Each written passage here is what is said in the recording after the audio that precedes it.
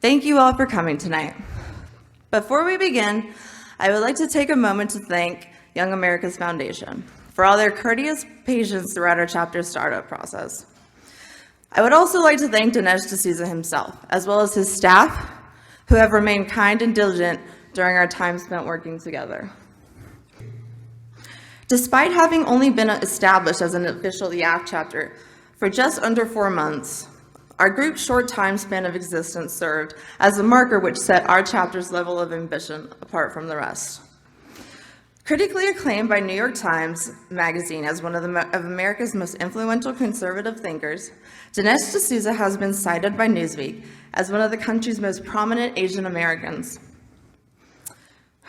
On behalf of the youngest student organization to successfully bring such a pronounced inspirational figure to campus, I truly cannot thank you all enough for making our dreams come true. As a former policy analyst in the Reagan White House, Dinesh D'Souza served as a John M. Allen Fellow at the American Enterprise Institute and the Robert and Karen Rishwain Fellow at the Hoover Institution at Stanford University. He served as the president of the King's College from 2010 to 2012. D'Souza often uses his past life experiences in expressing his insightful wisdom. By casting his unique perspective as an immigrant to the USA, his passion for this country never ceases to shine through his descriptive words over the definition of what it truly means to be an American. Unlike most of his opposition, D'Souza has lived his own philosophy. Born in Mumbai, India, Dinesh D'Souza came to the US as an exchange student and graduated from Dartmouth College in 1983. One of D'Souza's favorite venues for debates and speeches has long been college campuses. During the past 20 years, he has appeared at hundreds of colleges and universities and has spoken with hundreds of thousands of students in these live settings. Dinesh D'Souza's seminars are guaranteed to give you goosebumps. But his collection of philosophic writing, from his books to his coinciding documentary film scripts, will make your heart skip a beat. D'Souza's first book, A Liberal Education, publicized the phenomenon of political correctness in America's universities and quickly became a New York Times bestseller for 15 weeks. It has been listed as one of the most influential books of the 1990s. His 2003 book, Letters to a Young Conservative, has become a handbook for a new generation of young conservatives, myself included, and is inspired by D'Souza's style and ideas. D'Souza's #1 New York Times best-selling book titled Hillary's America provided the intellectual underpinning for his newest film of the same name. Just last year, in 2016, Hillary's America pulled back the veil of the Democratic Party, exposing its deceptive nature for the world to see. A wise man once said, "Other countries have been founded by accidents of force. America is a creation of thought." The genius that is Dinesh D'Souza was right, of course. After all, our American values are what earned us our place in the world, as the shining city on the hill. We mustn't take this for granted. As American college students, we witness our freedoms promised to us, either at birth or upon U.S. citizenship, slowly becoming obsolete. Thus, the presence of young conservative organizations on campus is vital to the prosperity of Western culture and American traditions. Now considered the rebels of our generation, Young Americans for Freedom continues to build its future with ancient glory, both nationally and on the global scale. It is our duty as American millennials, mothers, fathers, daughters, grandparents, neighbors, and siblings to secure these blessings of liberty to ourselves and our posterity, and for all future generations to come. As citizens of America and citizens of humanity, the future of all of us is truly in the palm of our hands. Without further ado, I am so honored and so humbled to be able to introduce to you all my favorite philosopher, scholar, writer, and public intellectual, Dinesh D'Souza.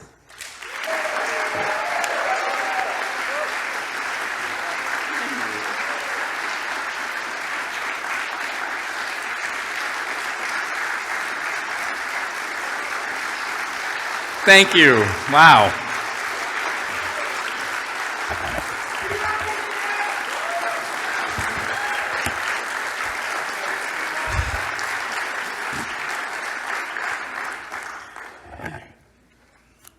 Thank you very much. Wow, that's incredible. Thank you so much. I'm so pleased to be here. I'm accompanied by my wife, Debbie. My stepson, Justin, is here. So we're kind of making this a family evening. Very thrilled to be here. And thank you to the Young America's Foundation for helping to make this possible. I see Hillary Clinton's in the news again. She says that if the election were to be held on October 27th, she would have won. She would be the president right now. She's also pointed out that if the election were held without counting the votes of Michigan, Pennsylvania, Wisconsin, she'd be right in there right now. Wow. We're living in Trump's America.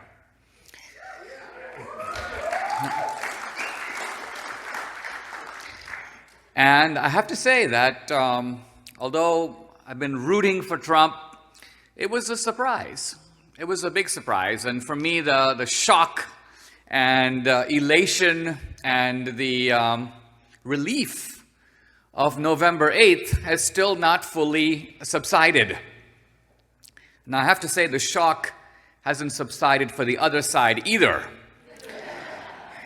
I kind of think of the opening scene in Paradise Lost where the rebel angels mount this massive campaign against God, and then according to Milton, they are flung headlong, hurling from the sky into the pandemonium of hell, where they begin sullenly to plot a massive rebellion. I think that's a pretty good summary right now of the Democratic Party.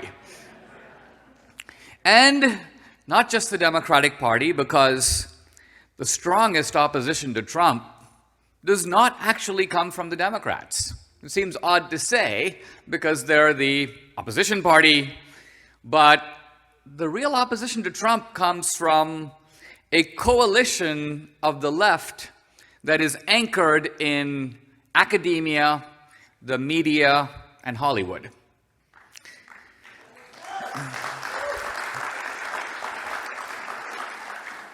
This triangular coalition, and I'll say a little bit more about it later, is actually it's ground zero for the opposition right now. These are the guys actually who tried to get Hillary in there. I mean, Hillary was a horrible candidate. Everyone knew that.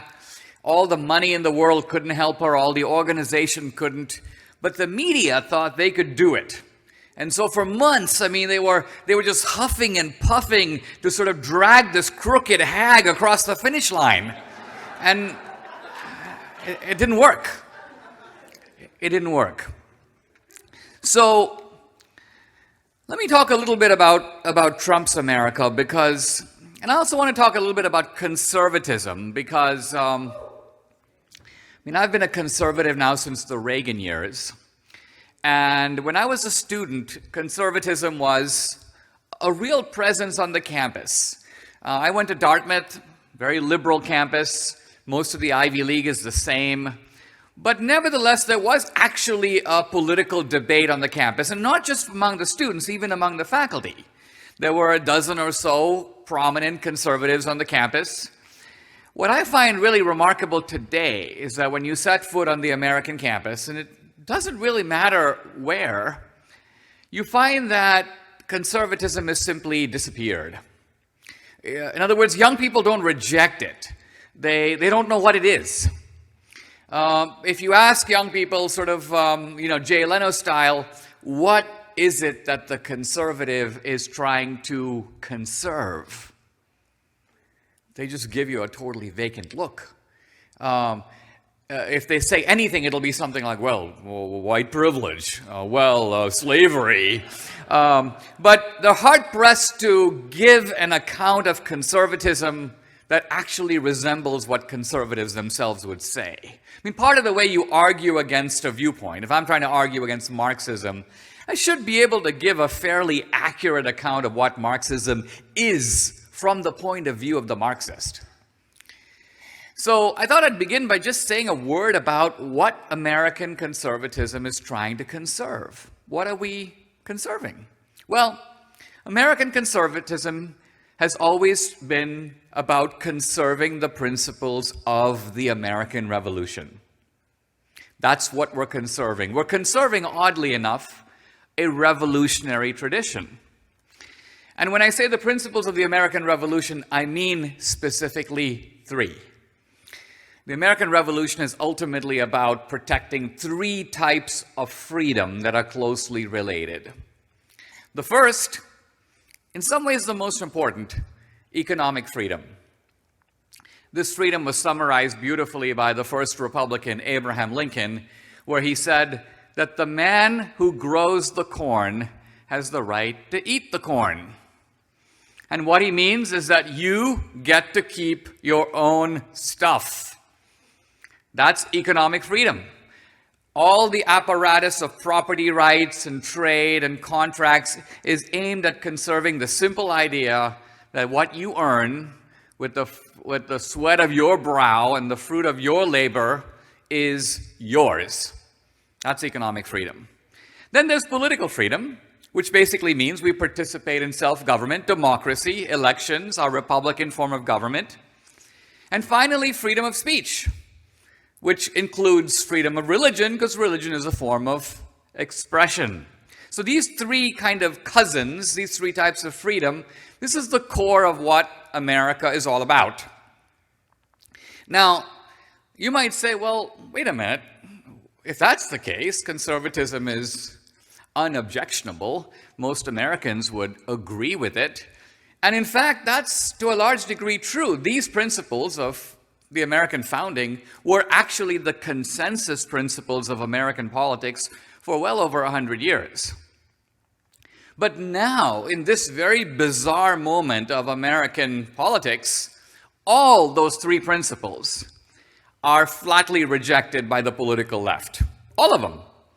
Let's look at it for a second. Economic freedom, I think we would agree, this is the core of the argument between the two sides. And economic freedom is essentially a freedom that the left has kicked out of the Constitution, by which I mean it is not treated as a freedom at all, or freedom that is deserving of any kind of serious protection. Here's a small example of what I mean. A couple of years ago, Obama rounds up the heads of all the big insurance companies, and he basically tells them, listen, I got a deal for you. We, the federal government, are going to take over the healthcare industry.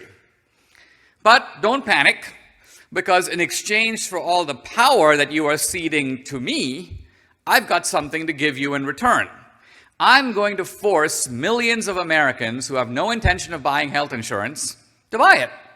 I'm going to make them do it. And that only means hundreds of millions of dollars in profits for you. So I want you to come on board and promote my healthcare program because it's money in your pocket.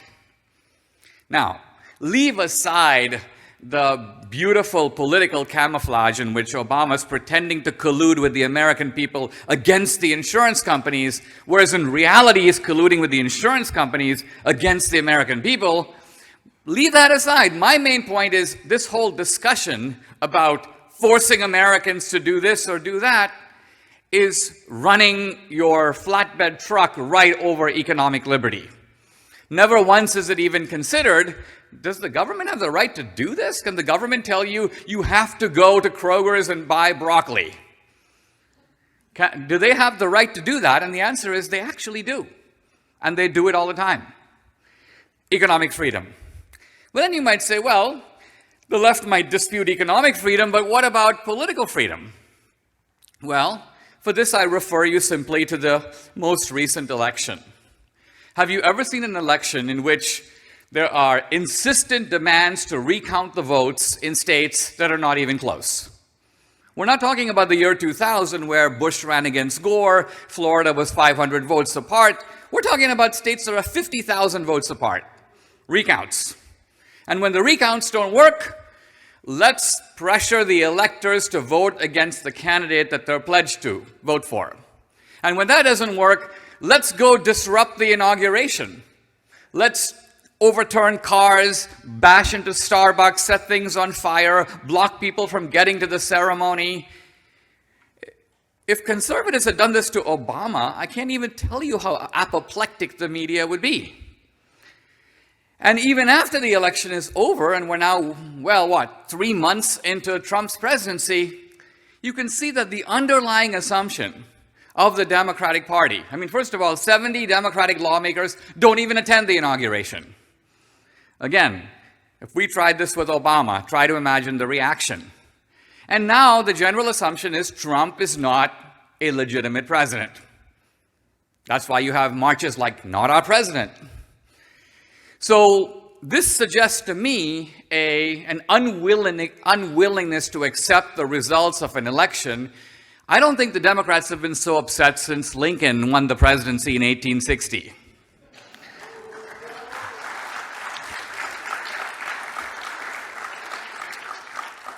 And then we turn to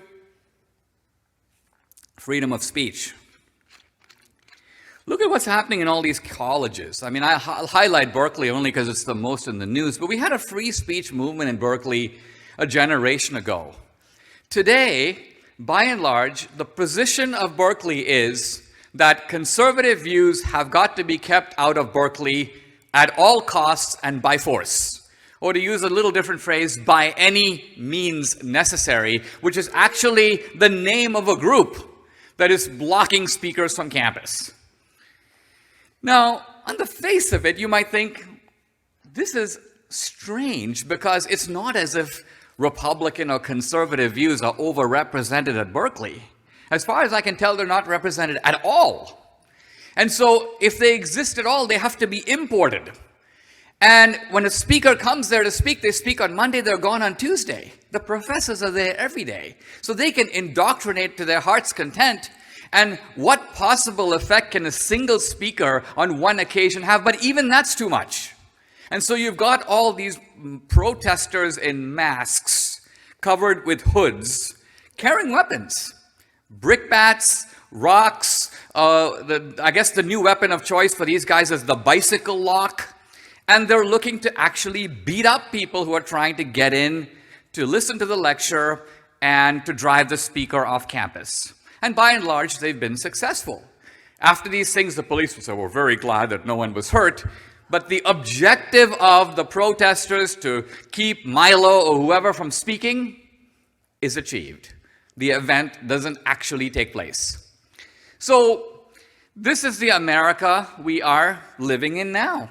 Trump's America. And how can this be? How can it be that you've got this Republican who's in the presidency, the Republicans control the presidency, they control the Congress, they have a good shot at controlling the court, and yet all of this craziness is going on? How is that possible? Well, yeah, I have a lot to say about Soros later, and I'll be happy to do that. But what I want to say is that while the right has focused on the political arena, almost you can say the conservatives are fighting in one corner of the battlefield, the left has marched through the cultural institutions. They've marched through academia, and the more selective the college, the stronger the stranglehold of the left. They've marched through the media, through Hollywood, Broadway. Look at the whole world of comedy. I mean, some of you have been following, the latest from Stephen Colbert.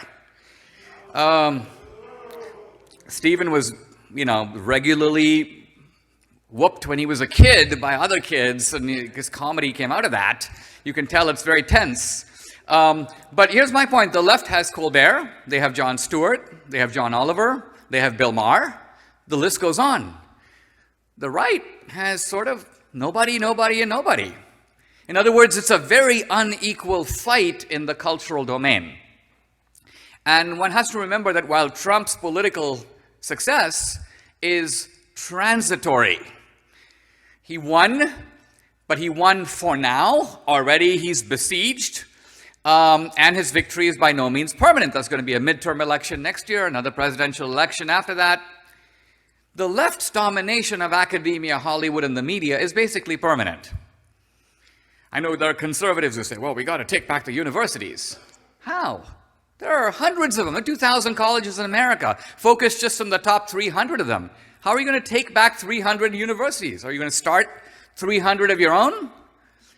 So what I'm getting at is that you sort of have this now parallel assembly of forces in which the Republicans dominate the political arena, the left dominates the cultural arena. And the left is conducting its campaign against Trump in the name of anti-racism and anti-fascism. Those are the two sort of, I call them meta stories. What's a meta story? A meta story is the story behind the story. A lot of times when you turn on the news, you think, well, that's what happened yesterday. But the news is driven by meta stories. The meta story is a big story. It's not the small lie. We kind of tend to focus on the small retail lie. If you want to keep your doctor, you can keep your doctor. Retail lie. All this business in Benghazi was driven by a video. Retail lie. But I'm not concerned so much with the retail lies, but the wholesale lies that are behind it. So one of the wholesale lies is that Trump and the Republicans, this is the party of bigotry. This is also the party of fascism. And in fact, there are all these groups now called Antifa, anti-fascist, mobilizing against Trump. In fact, the argument of those groups is that because they're fighting fascism, they're not constrained by the normal limits of American politics. In the words of Herbert Marcuse, one of the activists of the 60s, a Berkeley professor, he coined the slogan, "No free speech for fascists." And basically what he was saying was, look, we, the left, he says, are the tolerant guys. But we don't have to be tolerant of intolerance. So if we can define the right as the intolerant party, then all bets are off. Then we can use every means necessary, including suppressing the free speech and civil rights of fascists, because fascists don't have any rights. The basic idea is that if America's like Hitler in the 1930s, presumably we'd use any tactic at our disposal to stop him, because the carnage caused later would be even greater. And so the left feels licensed similarly to use these tactics against Trump. So what I want to do very briefly tonight is actually raise a rather interesting question. Who are the real fascists? Who are the real racists? And I say this not sort of in the polemical style of modern cable news politics where you say this and I say that and you have your facts and I have my facts. I actually want to raise the question sort of in a deeper academic sense of what is it that actually what does fascism really mean? You notice that no one ever defines a fascist. People will say things like, well, you know, Trump wants to make America great again. Didn't Hitler want to make Germany great again? Well, yeah, but if you're defining fascism as someone who's essentially a patriot who wants to restore that country to some idea of greatness, this would actually describe virtually all the leaders of every country in the world. If a fascist is nothing more than a strong nationalist, Gandhi was a fascist. Che Guevara was a fascist. Fidel Castro was a fascist. Mandela was a fascist. Every leader of every country is devoted unhesitatingly to the welfare of the country. Every anti-colonial movement in the world would be fascist. So clearly fascism can't just mean nationalism. Stalin was a fascist by that definition. Stalin says socialism in one country. Stalin says during World War II, Mother Russia. So clearly that's not what fascism is. That's not the kernel of it. I'm going to say a word about racism first because I dealt with it a little bit in Hillary's America. I just want to touch upon a couple things that are important here. Trump is said to be a racist. Why? Well, Apparently, he referred to some judge as a Mexican. The guy was actually a Mexican-American. I guess by analogy, I'm an Indian-American, and you can call me an Indian. I can become super offended. Maybe that's a somewhat insensitive way to talk, but insensitivity is not bigotry. Trump is, I read in the New York Times recently, immigrants living in terror because of Trump's attempted travel ban. Thinking to myself, wait a minute, Debbie, my wife, is an immigrant from Venezuela. I'm an immigrant from India. We're supposed to be living in terror. We're not. Why not? Because no one's trying to deport us. Well, this whole immigrants living in terror nonsense is a meta lie. It's a meta lie because, well, what about illegal immigrants? Actually, illegal immigrants are not immigrants. Think about it. An immigrant, by definition, is someone who comes legally to this country. If you don't come legally, you're not an immigrant. And in fact, to go even further, if you don't come legally, you don't have any constitutional rights. I don't mean that you have some and not others, you don't have any. And this is not some fascist point of view, this is actually classical liberalism, this is John Stuart Mill.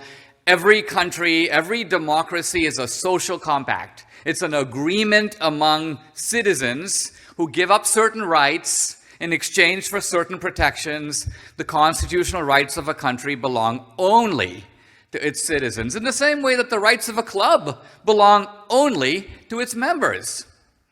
And the club gets to decide who gets to be a new member. Again, this was all conventional wisdom once taken for granted. Now, Trump's not a racist. Interestingly, the party of racism in this country, and this is not a well-known fact, is and has always been the Democratic Party. The Democratic Party is the party of bigotry. It always has been, and it is now. Now, how can a fact so large be so unknown, undiscussed, unmentioned in textbooks and in the media and so on? How can our public meta-story be the very opposite of that? Well, my basis for saying that the Democratic Party is the party of racism is the following. The Democratic Party, for 50 years, was the political party that protected and defended slavery.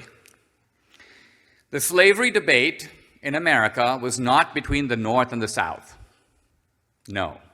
If it was between the North and the South, you'd have to explain why most Southerners did not own slaves. Most Confederates did not own slaves. The Northern Democratic Party, led by Stephen Douglas of Illinois, defended slavery and protected it with the same ingenuity, determination, and zeal as the Southern Democratic Party. So while the secession debate was between the North and the South, the slavery debate from the beginning was always clearly between an anti-slavery Republican Party and a pro-slavery Democratic Party. The proof for this can actually be seen in a very startling statistic that I believe I am unique in uncovering, which is that in 1860, the year of the Civil War, no Republican owned a slave. All the slaves in the United States, at that time numbering 4 million, were owned by Democrats. Now, I said this in the movie, which came out last summer, and progressive scholars, slavery scholars, have been actually writhing and ransacking through the literature to find a single counterexample to challenge this crushing statistic. Think about it. I'm making a scientific claim. All you have to do is give me the names of 5 Republicans who owned slaves, and I have to take it back. But no one can. One guy, after massive labor, pointed out to me that Ulysses H. Grant inherited a slave on his wife's side. But I pointed out that at the time that happened, Ulysses S. Grant was in fact a Democrat.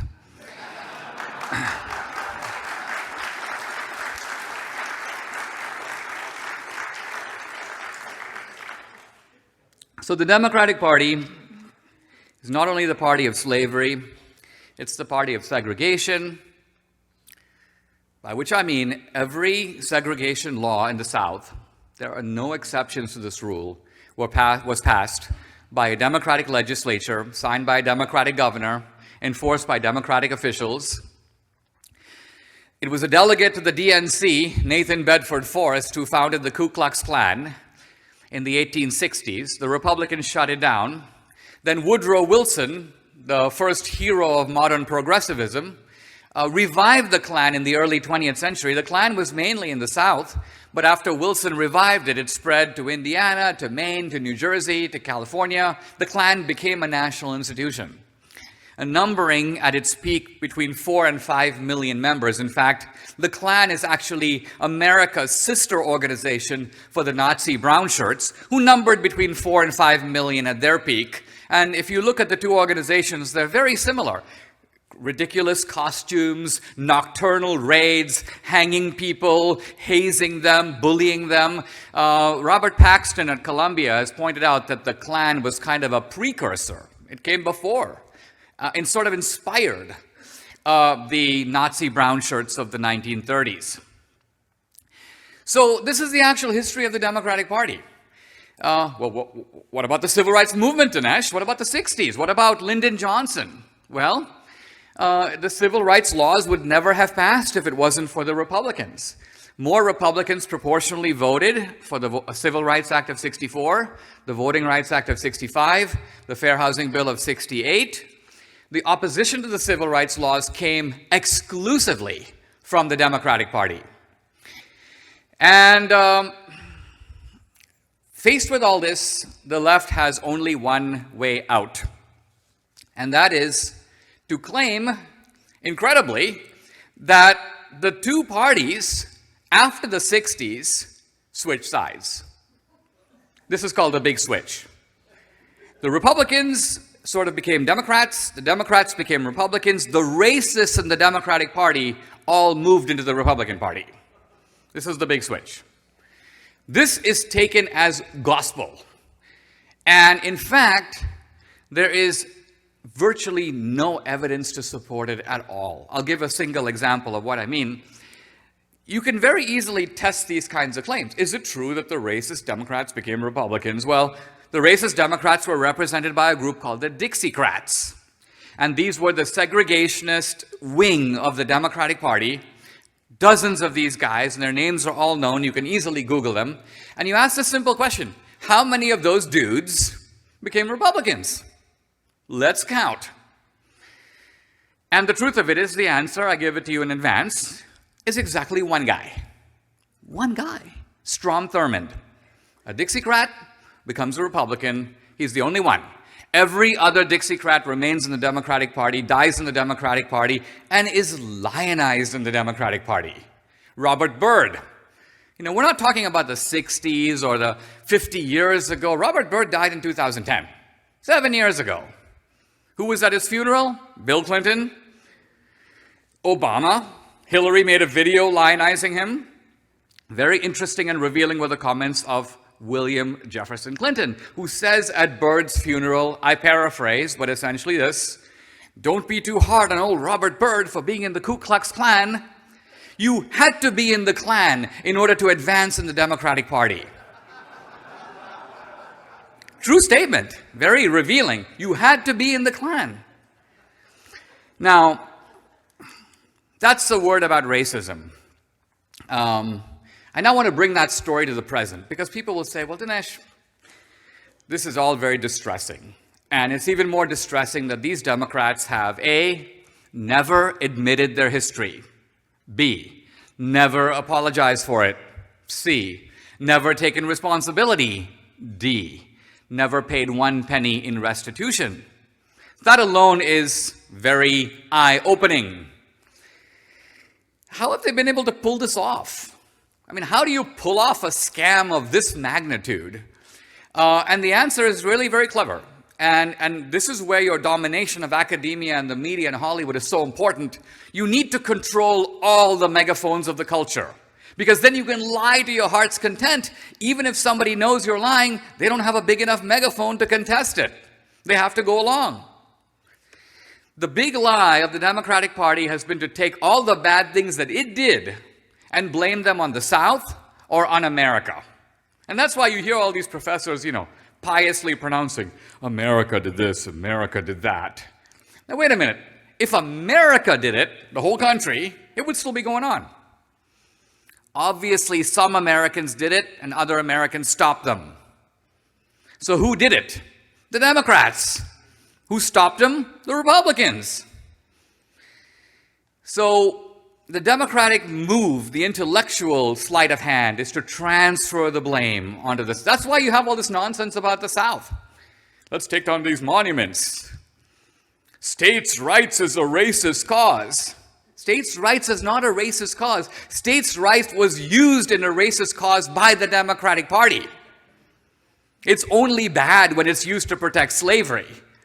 If you want states' rights to become a good concept again, turn it over to the Republicans. Okay, we've talked a little bit about racism. I want to talk about the present, because people will say, well, Dinesh, I know, this is all very interesting and all, but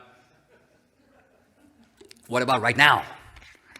Are you actually seriously maintaining that the sins of the Democratic Party that go back to the old plantation are actually continuing in the present? Well, actually, I am. I am saying that.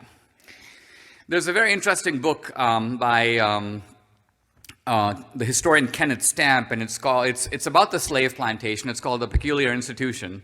It identifies the 5 features of the slave plantation. I repeat them to you for one simple reason. I maintain that today, in the Democratic-run inner city, which I'm going to call the urban plantation, all the 5 ingredients of the old plantation are completely and obviously present once again.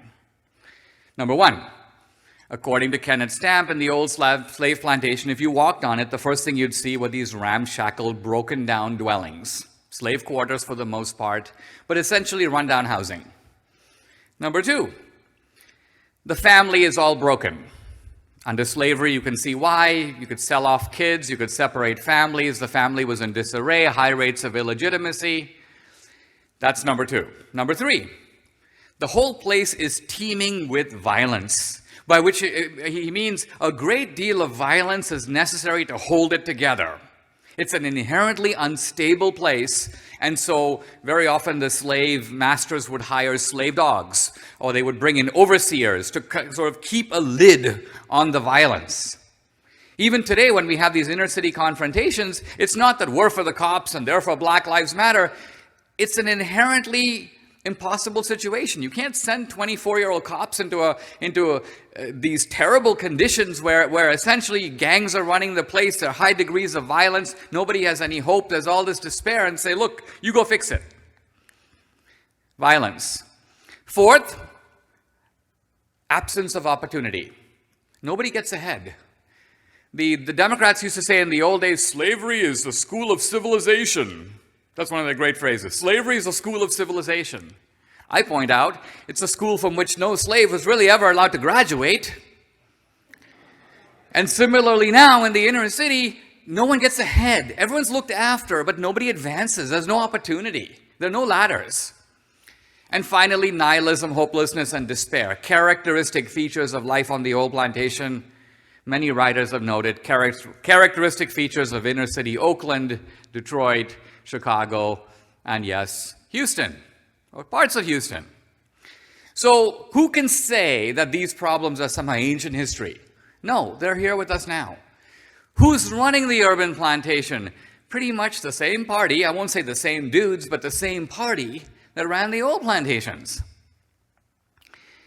Now I want to pivot for reasons of time and say a few words about fascism.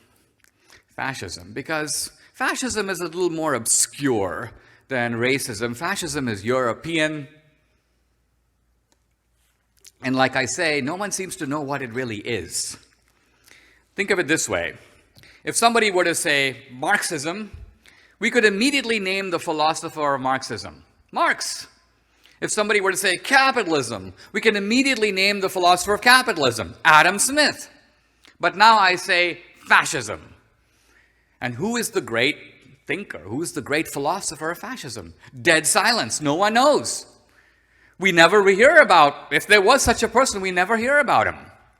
Now, it's true that today, after World War II, after Dachau, after Auschwitz, when we look back at history, we see it through the prism of hindsight. We see it through the rear view mirror. So when someone says Nazism or fascism, we think the gas chambers, the Holocaust, 6 million Jews. But that's not how fascism was viewed in the 20s and 30s. The founder of fascism is not Hitler. It's Mussolini. Mussolini was the first leader of a fascist state, which he ruled for 10 years before Hitler even came on the scene. Hitler came to power in 1933. Mussolini governed almost through the entire 1920s. So the point I want to make is fascism must have been something very different to enable Mussolini and Hitler to, in a quasi-legal way, get power. Neither of them came to power by coup. They both climbed, you may say, a legal or semi-legal ladder to power. What is the core meaning of fascism?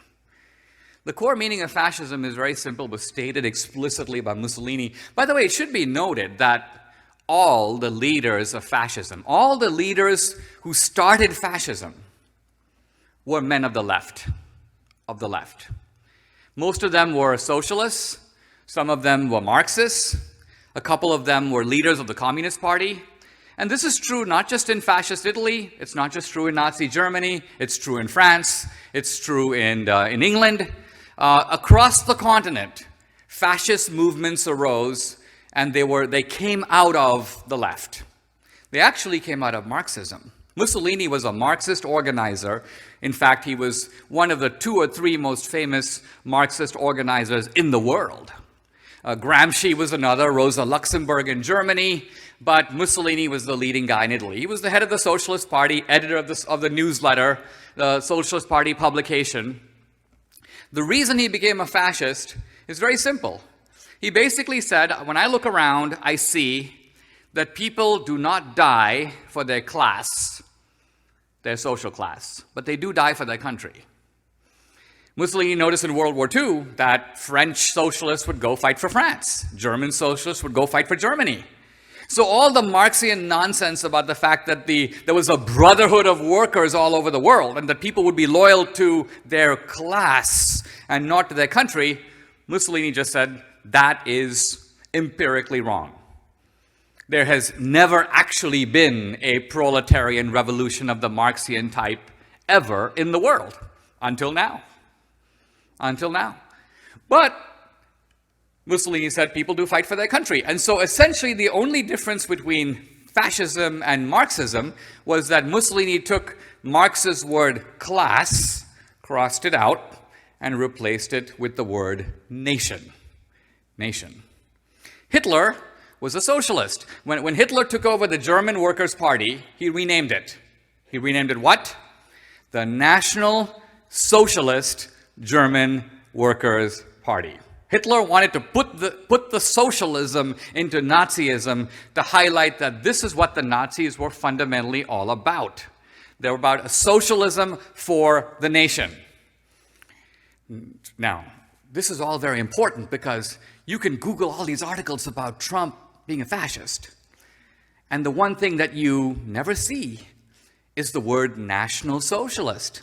The left has had to take the socialism out of National Socialism and in an unbelievable, you may say, political and propagandistic triumph worthy of Goebbels himself, take Nazism from the left and move it to the right.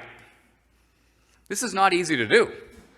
But to do it, you have to strip fascism and Nazism of what those things actually mean. Now, I've said a word about the ideology of fascism. Fascism is basically the ideology of the centralized state. And you might say, is this, Dinesh, something that you're kind of coming up with now in the 21st century? No. If you read the literature of the 1930s, it was widely recognized in America and in Italy and in Germany that progressivism, fascism, and communism were all collectivist ideologies. In fact, they were competing to prove which one was going to be the most successful. When Mussolini first came to, when FDR first came to office in 1933, he was elected in 32, comes in 33, the first thing he does, one of his very first moves, he signs legislation to dispatch his brain trust to Italy, to Rome. Why? To study the stuff that Mussolini's doing to bring it to America. Why? Because he saw Mussolini had been already ruling for 10 years. And as FDR saw it, fascism was progressivism, but it had already gone further. It had made more progress, and FDR was just getting started. So he's like, we can really learn some lessons from Mussolini. Now you might say, well, this is just FDR. He was caught in a minute of enthusiasm. But no, Mussolini reviews FDR's book, Looking Forward, in a fascist publication. He goes, as I read this book, he goes, I come to a very simple conclusion. This man is a fascist. He's one of us. So Mussolini and FDR set up this kind of mutual admiration society. I'm writing about this now, so I'll have a lot of evidence to back it up. But similarly, the Nazi press in the 30s was full of praise for FDR. Again, this is very important to realize because after the war, essentially Nazism and fascism became taboo. And so there was a progressive effort to whitewash all this, to scrape it off the walls of history, to remove it from every textbook. I'll give a final example of what I mean. Wow. I said to myself before I came here, I'm going to adopt the motto that King Henry VIII used with one of his wives. I won't keep you too long. And, you know, here I am just getting started. This is not good.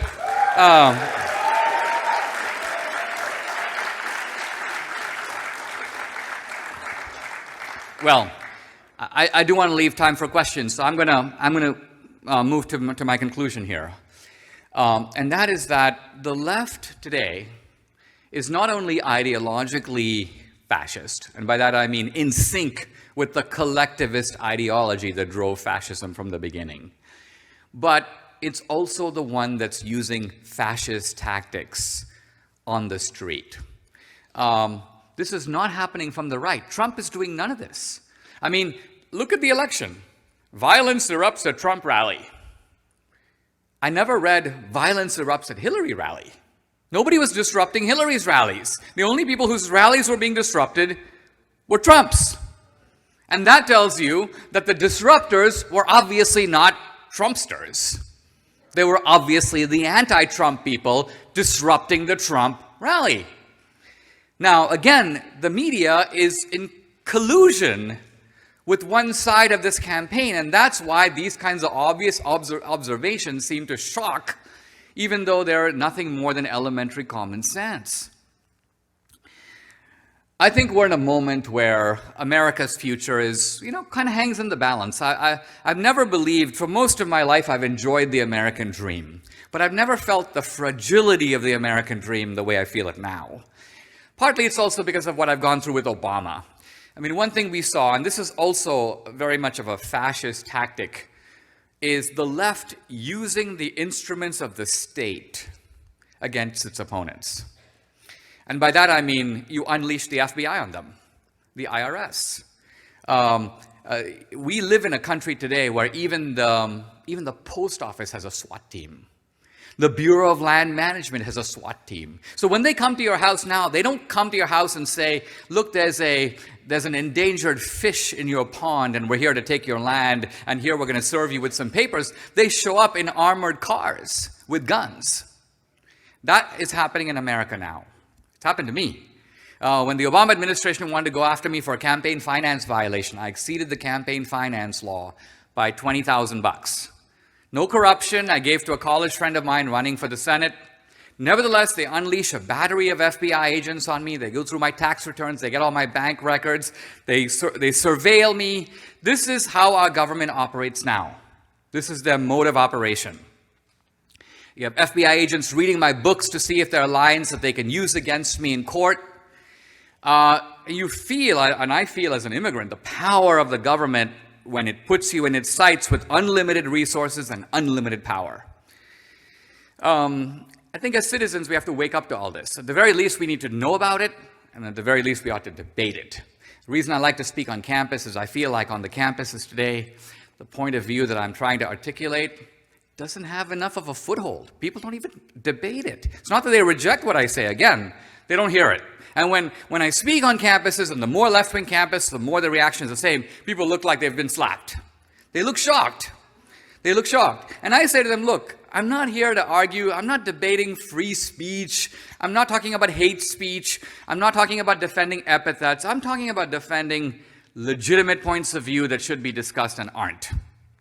Well, it's about time that they should be discussed. I'm very glad I have an opportunity to discuss them here tonight. So thank you all for coming, and I'll be delighted to answer any questions you have. Thank you very much. Thank you.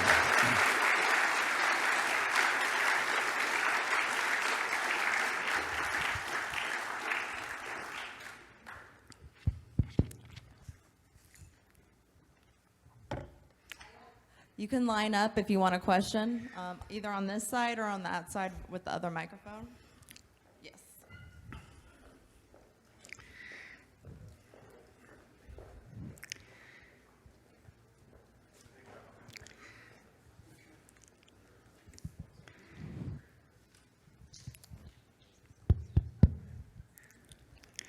Okay. Dinesh, I came to see your movie a long time ago. I'm first hoping you can re-sign my hat. But the real question is, can you comment on the exodus of conservatives out of Fox TV? What's going on there? Fox, I don't totally know what's going on there. On the surface, one thing that seems to be going on there is that you've got a conservative billionaire, Rupert Murdoch, with not so conservative offspring. And in a rather depressingly familiar story, an entrepreneur who's built up wealth and the hard way and become conservative in the process is turning over his empire to the next generation, which has a different politics. It could be that that's part of what we're seeing in Fox, in which case there will be a great demand for another network or networks to reflect what Fox has been. Fox has been occupying. People say, well, Fox is so huge and Fox is countering, is bigger than CNN and MSNBC. Fox is tiny compared to the combination of ABC, CBS, and NBC. Millions of Americans don't get Fox, but they do get those three networks. Well, we have talk radio. Talk radio is tiny, conservative talk radio, compared to NPR, which is government funded, hundreds and hundreds of stations, paid for by you, the taxpayer. So Fox is a drop in the bucket, but it's an important drop in the bucket. Certainly if Fox moves left, it will cease to be Fox, and it will cease to have its following. I think the Murdoch family knows that. So I'm watching with great interest. Fox has been a good outlet for me to talk about my movies and my books and so on. I suspect Fox will stay the way it is, but clearly there is an upheaval inside of Fox that's been going on, and I'm watching it with some interest and no insider knowledge. Okay, let's go to this side. One of my favorite books is Liberal Fascism by Jonah Goldberg. Are you using many of the same resources he took for his book in your current book you're writing? About the Mussolini in particular? Yeah, I think Jonah, in fairness, the guy who really broke ground on this topic was Friedrich Hayek. Hayek's book, The Road to Serfdom, which was actually published, I believe, in 1944, so before World War II ended. And basically what Hayek said was, he said, coming from Europe, I have to tell you that Nazism and communism, far from being opposites. We think of them as opposites because they went to war against each other. But he says they went to war against each other for the same reason that Luther went to war against the Catholic Church. This was an in-house argument inside of the house of socialism. And his point was that they're sister ideologies. And he said he didn't equate progressivism, but he said the progressives are moving in exactly the same direction. This was Hayek. very original at the time. Jonah picks it up, liberal fascism, and applies the fascist, collectivist, label to the left. Where Jonah doesn't go is to the word Nazi, because Jonah says, basically, Nazism contains the odor of the Holocaust, and I'm going to content myself with indicting the left for fascism. Now, ironically, if you look at fascism and Nazism, and you hold up the Democratic Party on the other side, historically, the Democratic Party far more resembles Nazism than fascism. Now, I need to pause for a moment, because what's the difference between Nazism and fascism? There's an important difference. Mussolini would never say he was a Nazi. He would never say he was a National Socialist. If you read Mein Kampf, I think it's only once or twice that Hitler even uses the word fascist. Hitler denied he was a fascist.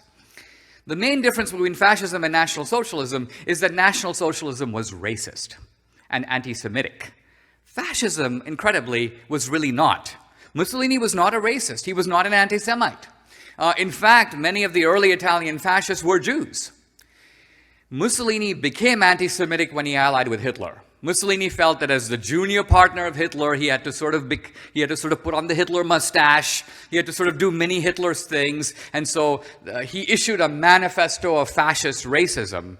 But if you read it, it's so half-hearted. See, the reason Mussolini couldn't be like Hitler is that one of the groups that Hitler considered inferior were the Italians, the Southern Europeans. Hitler celebrated the Nordics, and he basically says that the Mediterraneans and the Southern Europeans are Slavs. They're inferior. They're Untermenschen. They're the opposite of Nietzsche's Overman. Bottom line of it is, I pick up Hayek, I pick up Jonah Goldberg, and I basically go where neither of them fears to tread, which is I actually explore the relationship between Nazi racism and democratic racism, which is actually a closer analogy. Okay? Yes? Hi, hello, howdy. I was just curious, do you think that what the DNC and the far left is going through now is similar to what the Tea Party and the GOP was going through a few years ago? Well, I think there is a similarity in this sense that the Republicans and conservatives were used to 8 years of isolation, of being on the outside. For example, during the 8 years of Obama, I don't think there was a single day, not one, maybe the day he was elected, where I said to myself, I think that Obama is giving due consideration to the kind of values I represent. Not necessarily that he agrees with them, but he's at least going to consider them. I never felt that way one day in 8 years.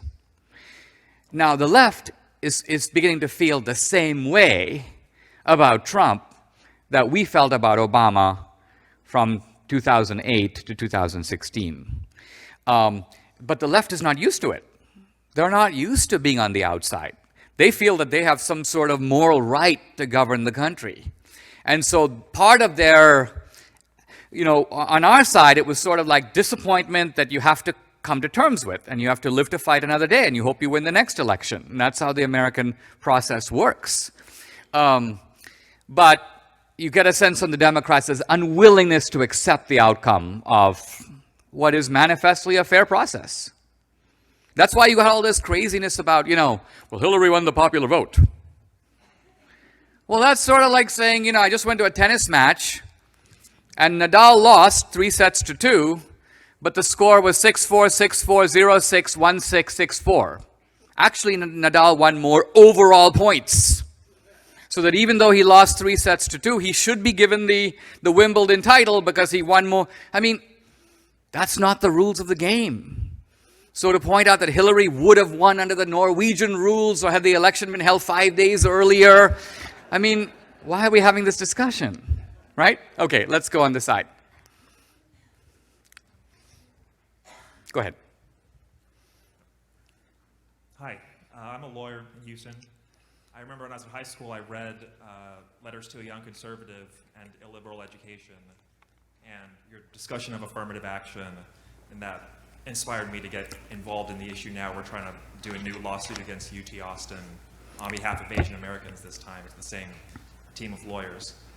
So anyways, I think reading your book was an inspiration for me to do that. And I'm wondering, what advice do you have for young people who want to write and maybe want to write a book someday in terms of the creative process and maybe just like the practical business?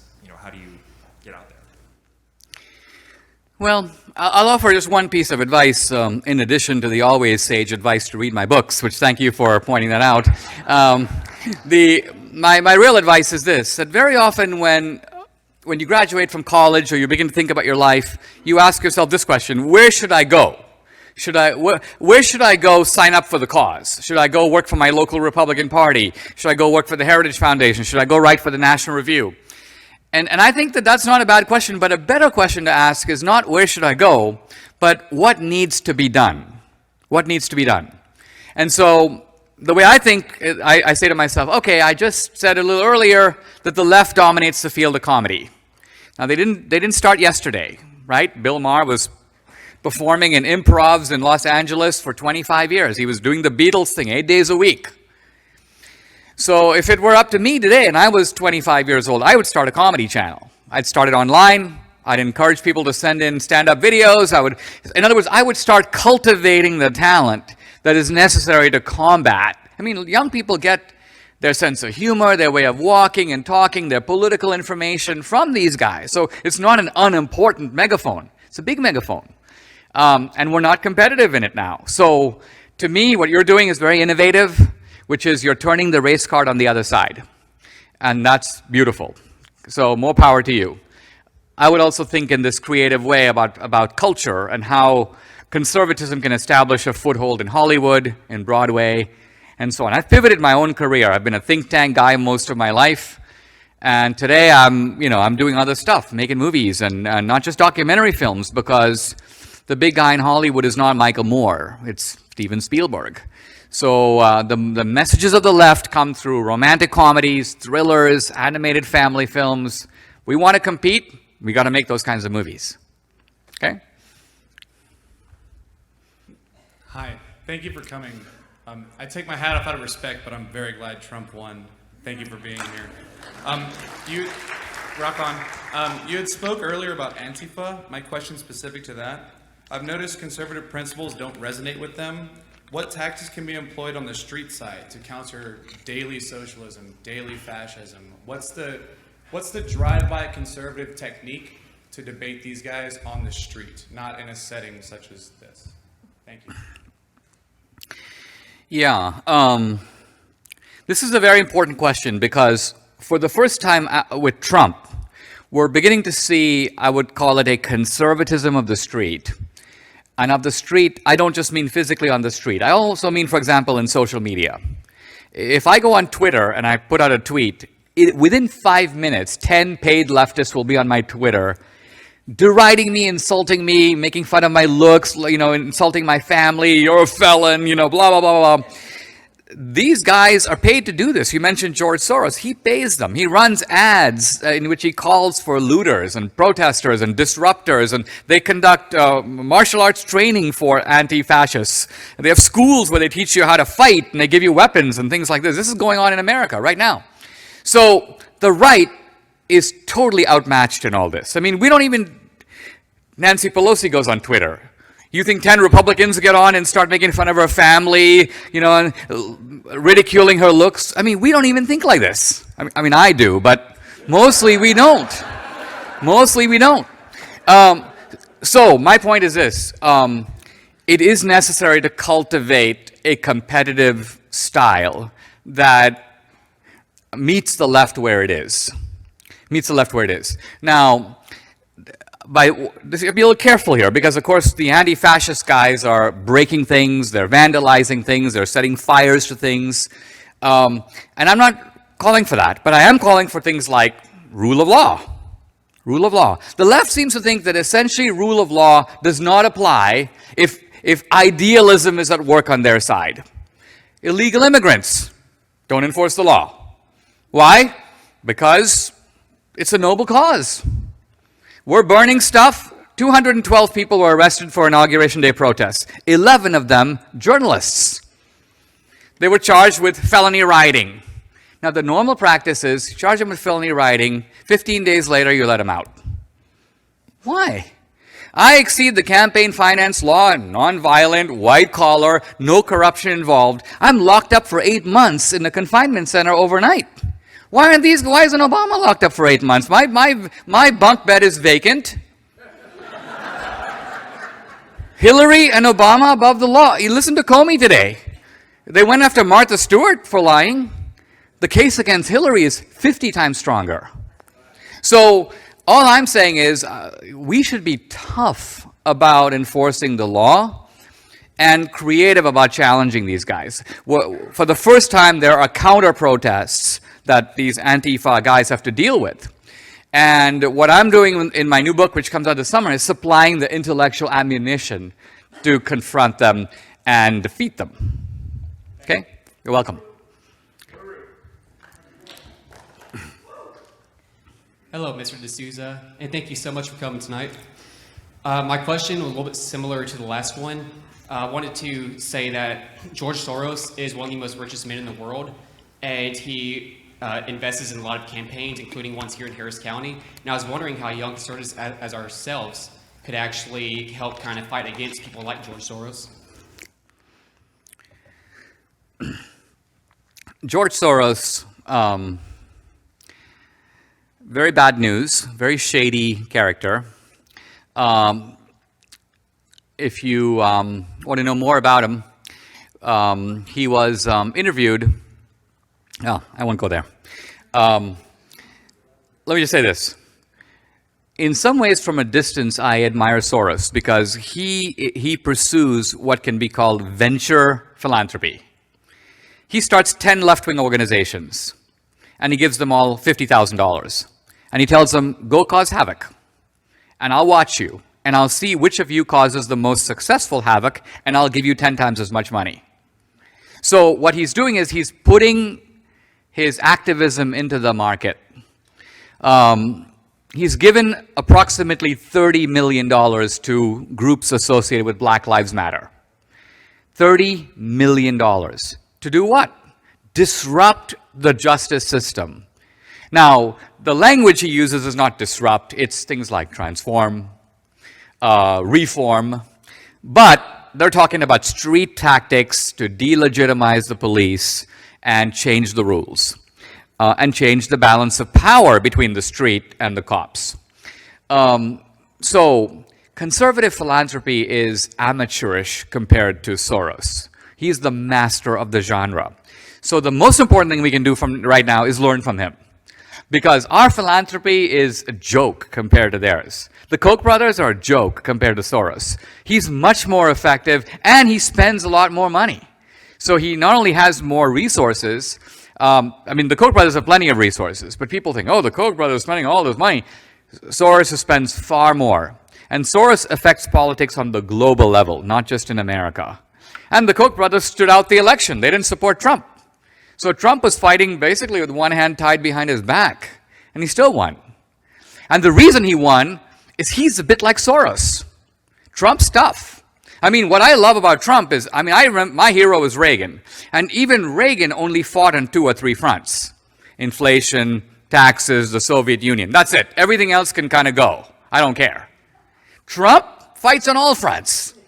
Right? I'm going to do healthcare reform over here. I'm going to do tax reform over there. I'm putting Gorsuch on the court. In the meantime, I'm going to find some time to swat Meryl Streep. I'm going to take on Saturday Night Live. And so this guy is fighting in the culture and in politics. So, he's a wild man. But he's a wild man he's magnetically entertaining. And that's part of what keeps him in the forefront. Even when he's wrong. Recently he said this crazy stuff about Andrew Jackson. He goes, if Andrew Jackson had his way, the Civil War thing, they ought to work that one out. Right?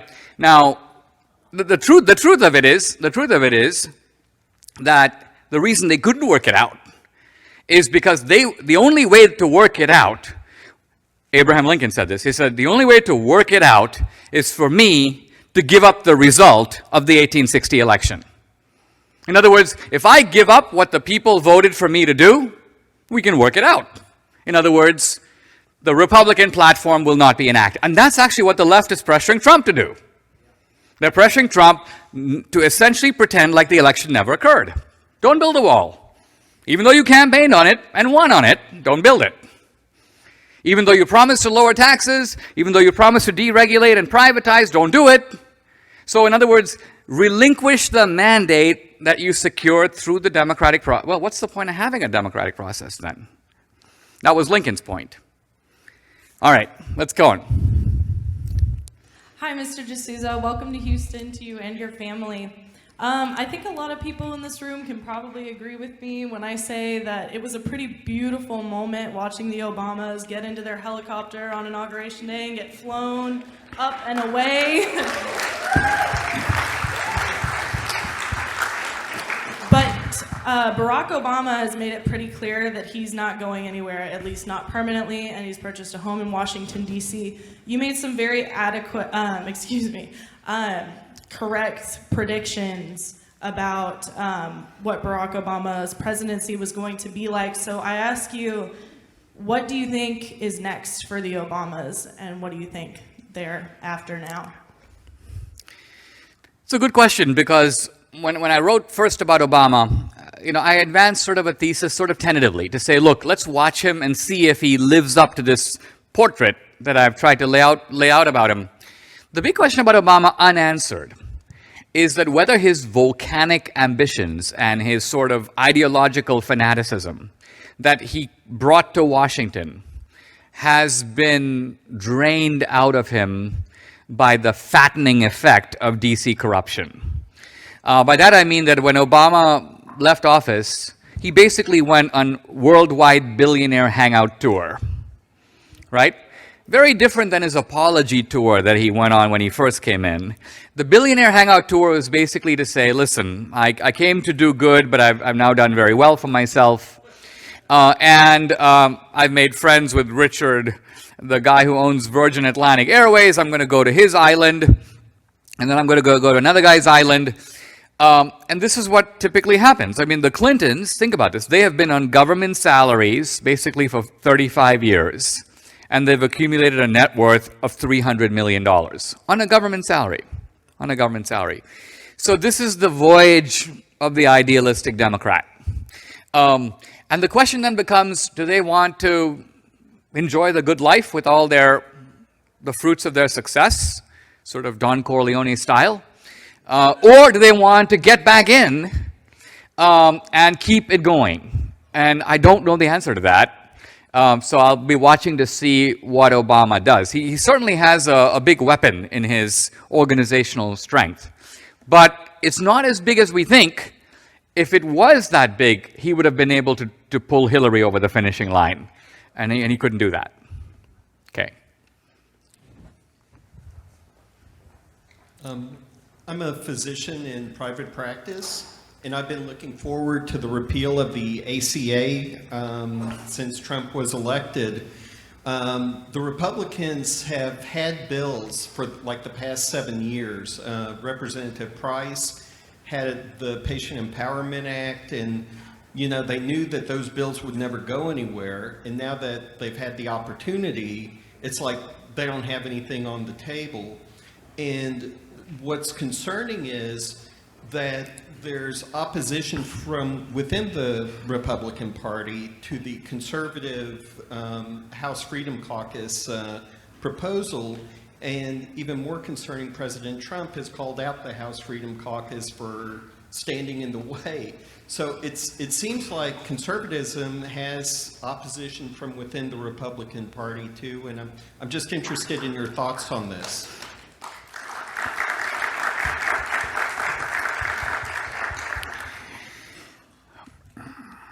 I have two quick thoughts about it. One is that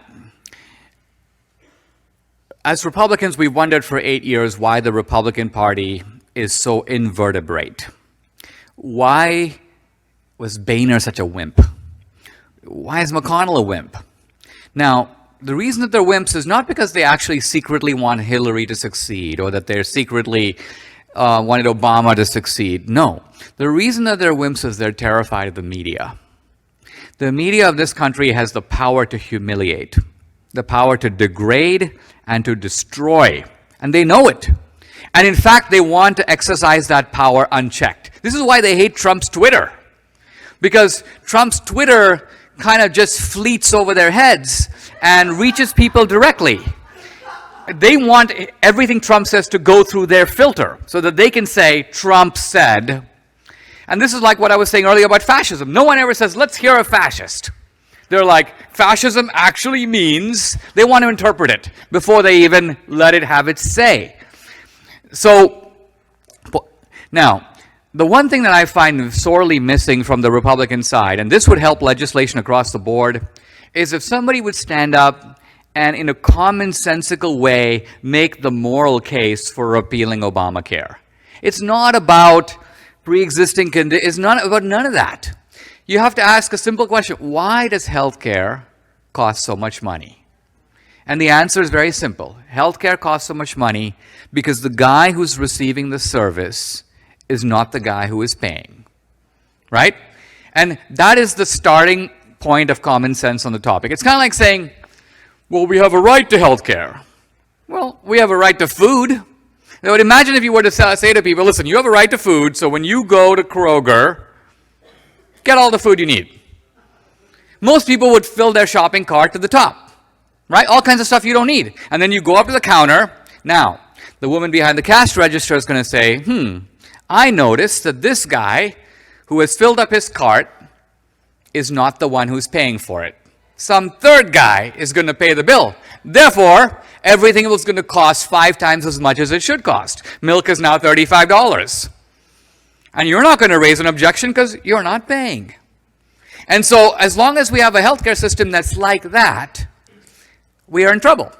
So, all healthcare reform has got to begin by restoring power to the consumer and making it that when you go to the doctor, if the doctor says it's going to be $300 to give you a test, you have to say, why is this test even necessary? So imagine if someone were to give me $10,000, and let's say I have catastrophic health insurance, which is a different matter, and someone said to me, spend all you want on your health care, but any money that you don't spend, Dinesh, you keep. My health care bills would go down big time. Because suddenly, I'm the guy who's paying. And if I only spend $500 this year, I keep $9,500. So this is the common sense of where the Republicans are. But no one ever says this. No one ever explains it. And so the ordinary American thinks that this is some kind of an arcane policy debate about insurance practices. No. It's the common sense of the matter that costs begin to escalate to ridiculous levels for the simple reason that the guy receiving the service isn't the guy who's paying. So to me, reform begins there. Okay? Yes. First, I just wanted to thank you for your work, especially in Christian apologetics. My question is, essentially, I've seen that the left has begun to infiltrate the cornerstone of conservatism, that being the church. Do you believe that to be so? And if so, how can we combat this attack on the church and the liberalization of Christians?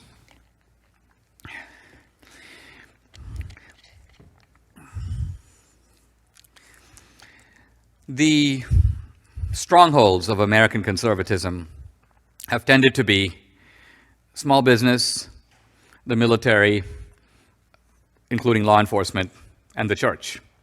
Just like the strongholds of the left have been the universities, the education system generally, social work, community organizing, all that, media. Now, there is a liberal wing of the church. The mainline churches generally are pretty left, but they're not the big churches. The big churches tend to be more conservative. I think the main problem here is that pastors have been intimidated, again, using the power of the state to say things like, you can't do this and you can't do that. First of all, without even going further as to what the you can't do is, I will tell you straight out that that effort is complete nonsense. The pastors can actually do whatever they want. Whatever they want. And by that I mean pastors are perfectly free to have buses outside their church in which they bus people to the polls. There's no violation whatsoever of the First Amendment. But the pastors are scared because they know that the power of the government is unlimited, and they are ultimately worried about the use of force that essentially would take over the church. the state jumping over the wall of separation, not the other way around. So that is where the battle needs to be fought. It has to be fought partly at the Supreme Court level. One word about that. Most of the nominees on the court right now are Republicans. So why do we have a balanced court? Why is the court so precariously balanced? The reason is we appoint justices who are constitutional ruminators. They appoint justices who are good Democrats. What I'm trying to say is that they appoint ideological justices. We appoint constitutionalists. Now, here's when there's a Supreme Court decision that comes up, the left can count with Euclidean certainty on its 4 votes. You don't even have to ask Ginsburg how she's going to vote. You can get the vote in advance. With us, it's sort of like, oh, let's see what Anthony Kennedy feels like today. Oh, we got Kennedy, great. Oops, we lost Roberts. What kind of nonsense is this when you can't count on your own votes? So in the Gorsuch debate, everyone's like, is Gorsuch a constitutionalist? The question I'm waiting for is Gorsuch a good Republican? We need to even the scales, so my point is that the Supreme Court has become the unfortunate venue where these decisions are often made. The Supreme Court should not have this much power, but it does. And so we have to live, you have to surf on the wave. You have to live in the world that you're in now. Let's go over to this side. I'm going to have to move faster so I can get through some more questions. Mr. D'Souza, thank you for speaking and thank you for taking questions. I am not what I would consider a conservative, and I think most college students aren't because I feel like conservatives in general and the Republicans in particular tend to end up on the wrong side of the culture war. And for example, I mean something like gay marriage. I think we can all agree the fight over gay marriage is kind of over, gay people are mainstream, and we've just moved past it. So seeing as how the new culture war will be things like transgender rights or marijuana legalization, how is the conservative movement going to appeal to younger people to try and draw them into the movement if they apparently always seem to end up on the wrong side? Thank you again. I think that, number one, this is a case where the conservatism of my generation is quite different from the conservative of the next generation. I have a daughter who's 22. She's a senior in college. And I have a stepson here in the audience, the same age. That generation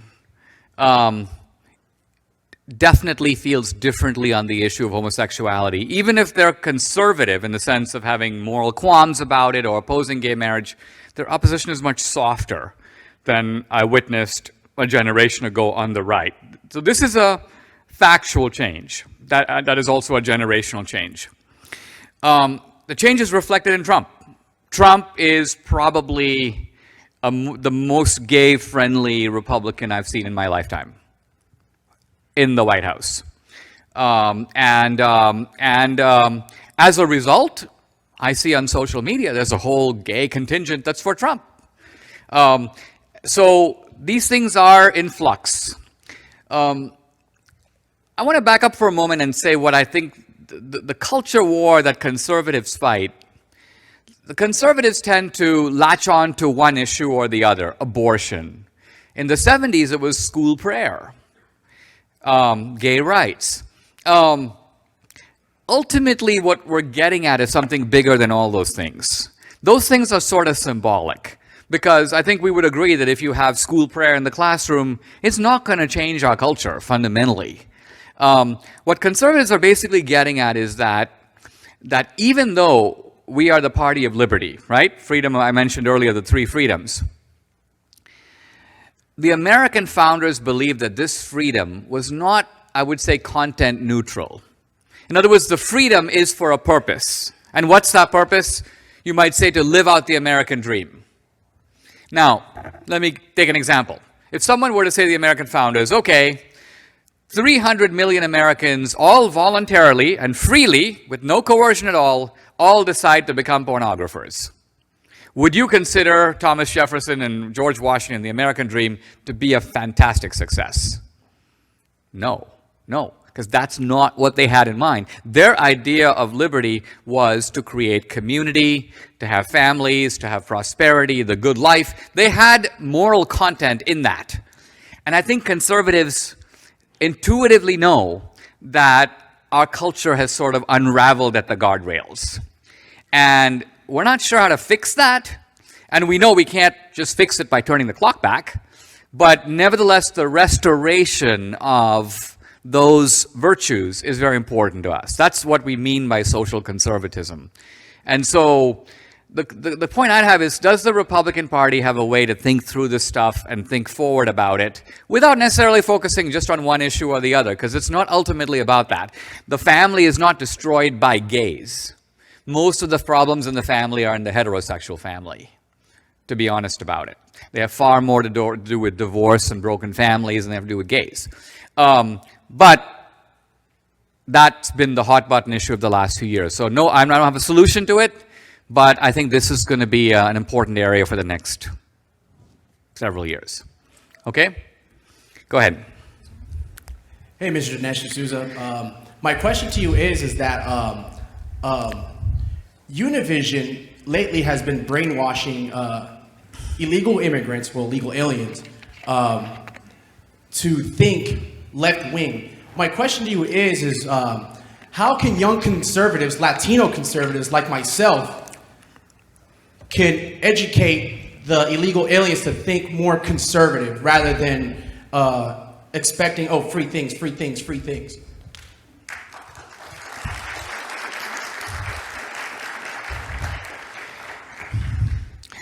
I think in a nutshell, it comes down to the politics of the ladder against the politics of the rope. Now, the politics of the ladder is ladders of opportunity.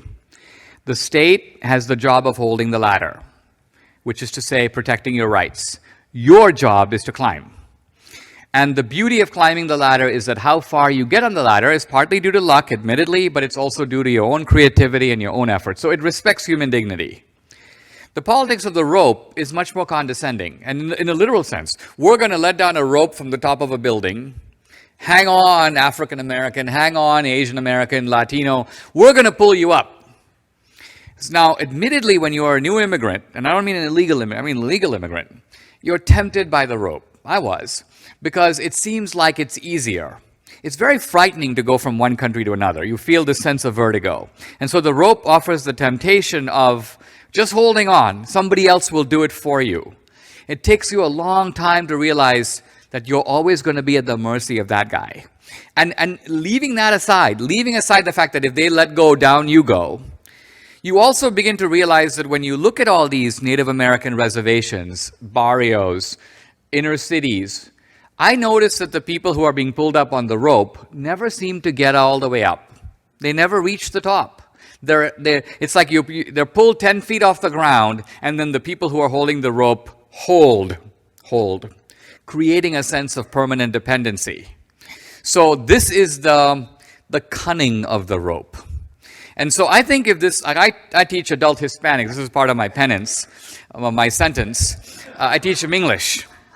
But if you present even the poorest of the poor Hispanic who's just literally trying to learn English to find the bus stop, the ladder and the rope, the vast majority of them, given a free choice, will choose the ladder. And so I think this is the argument that Republicans need to make on the ground and also demonstrate that there are ladders. And remember, like for example, right now, we can't make this argument to blacks because there are very few ladders in the inner city. If Trump can create ladders in inner city Detroit and Chicago, he will break the back of the Democratic Party. So that's the key.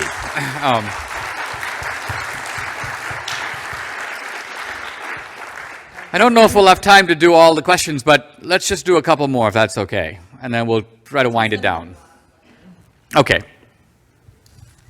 Good evening, Mr. D'Souza. I had a question, and I was glad that at first you somewhat described what conservatism was. My question is that if we go back in history, we see that Bull Connor was a Democrat, but he identified as a conservative and did terrible things. Or Abraham Lincoln, it's been up for debate, but some people call him a liberal, but he did great things. Or even in modern history, as a black man, For many of us, or my father, the experience of Reagan wasn't very favorable, and he was a conservative Republican, but the experience for Clinton, who was a liberal Democrat, was favorable. So how would you say does conservatism and liberalism, does it fall within a party, or is it just separate? And how would you tell people, like minorities, who to support? That's a very good question, and let me sort of sum up. First of all, let me say, if you like the stuff I've been talking about, my book is called The Big Lie. It's coming out this summer. The subtitle, very telling, The Nazi Roots of the American Left. Now, turning to blacks and the issue of Reagan and Lincoln, you know, there's a mythology that somehow the Republican Party has sort of come a long way from Lincoln. If you actually read Lincoln, you see that the Republican Party is exactly where Lincoln was in 1860 in terms of its principles. To be a conservative is to recognize that principles are enduring, but the application changes. So if you ask me, Dinesh, are you trying to realize the vision of the founders? I would say yes, but in the 21st century. I'm obviously not trying to create the agricultural society that they lived in 1776 or 1789. We're applying those principles to the situation now. Now, when Lincoln was describing the essence of slavery, he described it this way. He said, the essence of slavery is you work, I eat. Think about that. That's slavery. That means forcing another guy to work for you for free. He works, he grows the corn, you eat the corn. Now I ask you, this philosophy of letting people who grow the corn eat the corn, is that not right now the core principle of the Republican Party? Yes, it is. And is not the rival principle that one guy gets to make the corn and another guy gets to eat the corn the core economic principle of the Democratic Party? It is. It is. So there hasn't been any great shift since Lincoln. We remain the Republican Party of Lincoln. Now, Reagan. What happened to the African American community politically? In 1928, 75% of all blacks voted for Herbert Hoover. By 1936, 75% of blacks voted for FDR. The shift of blacks did not come under Reagan. It didn't come out of the civil rights movement. It actually came in the 30s. And it had nothing to do with race. The Democratic Party at that time was openly, boastfully, the party of segregation and the Ku Klux Klan. So why would African Americans leave the party of Lincoln and join the party of the Klan, you might ask? And the answer was that FDR basically offered them a Faustian bargain, which was basically the programs of the New Deal. Now, by the way, those programs were discriminatory. Many blacks were excluded from them. But nevertheless, it was something at the time of the Depression. So that has created this loyalty to the Democratic Party as delivering the goods. The Republican Party needs to show, not just tell, show that it can offer something better. And that is, it can offer horizons of opportunity that no government program can match. I mean, let me give a small example of what I mean. In the world, looking at the whole world right now, in the last 35 years, some 700 million people in India and China have gone from absolute destitute poverty to now comfortably living in the middle class. They live in apartments, they have washing machines, they drive cars, their kids go to college, they have braces on their teeth. 600 to 700 million people. Why? This has nothing to do with welfare, it has nothing to do with the IMF, it has nothing to do with foreign aid, none of that. It's based upon global technological capitalism. That is what has lifted the poorest of the poor, what Frantz Fanon called the wretched of the earth, out of poverty. Gandhi used to say that he dreamed of the day when something would wipe a tear of every Indian face. Technological capitalism is doing that. So my point is, the groups that come up in the world recognize that and take advantage of it. And one reason African Americans have fallen behind in America is they have not hitched their wagon to the rising tide of technological capitalism. They've depended heavily for reasons that are fully understandable historically, they've hitched their wagon in general as a group to government. The black middle class was created by the government in the 60s.